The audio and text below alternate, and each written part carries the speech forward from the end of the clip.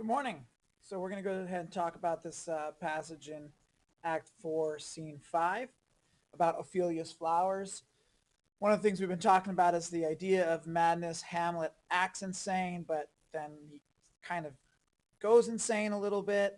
And then his act of insanity is so harsh on Ophelia, coupled with the fact that her father was murdered.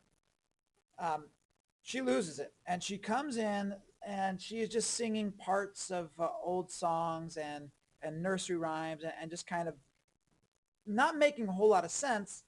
But then she starts handing out flowers, and just like we have symbolic meanings in our flowers, roses generally symbolize love. Um, we don't have quite the strong symbolism, but I think Shakespeare's audience would have understood a lot of the symbolism pretty well. So in our books, starting on page 116, yeah, Ophelia on line 192 says there's Rosemary.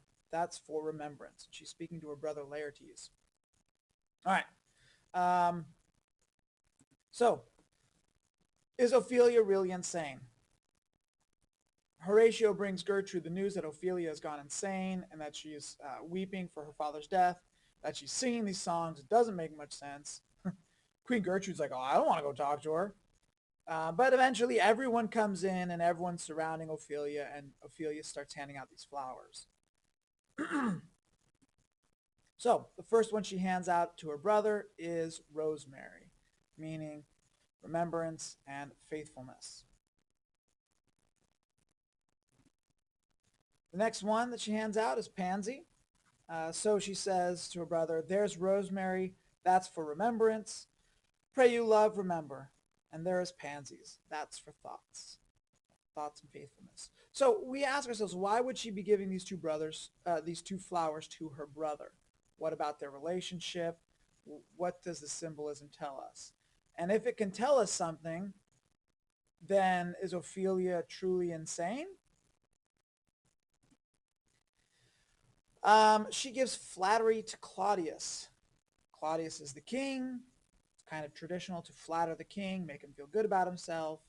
However, fennel, when it is picked, it quickly wilts. It just kind of becomes limp and loose, and there's not much life in it.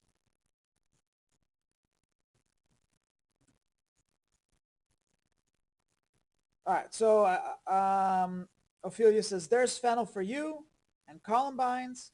There's rue for you, and here's some for me. So she's handing these out to the people that are standing around. So she goes up to Claudius and gives him columbine as well. Columbine is male adultery, ingratitude, faithlessness. It's also the emblem for the deceased lover. I think it's probably pretty clear what Ophelia is trying to imply there. Rue, adultery, repentance for sin for women, everlasting suffering. The plant also has medicinal uses, but this she gives to Gertrude and to herself. So Ophelia takes some rue as well. Um, English daisy. Okay, let's see here. So she says, there's fennel for you and columbines, there's rue for you, and here's some for me. We may call it herb of grace of Sundays.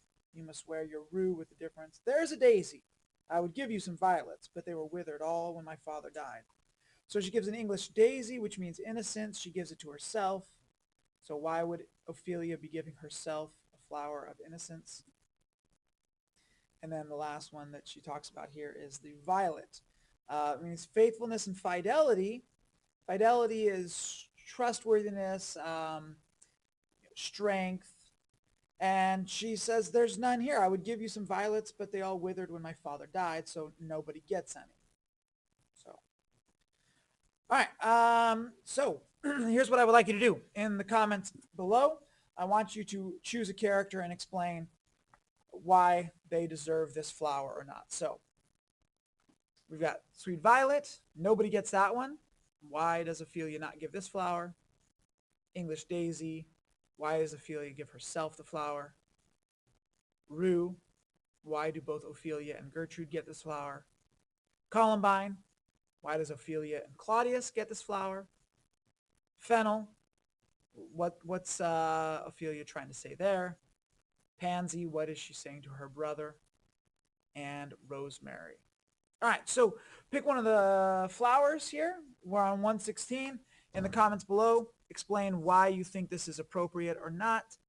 And then you have to ask yourself, if it's really appropriate, can an insane person appropriately hand out flowers as symbols? And if they can, then is the person really not insane? Kind of the same question we've been asking through this whole play, just with a different character now.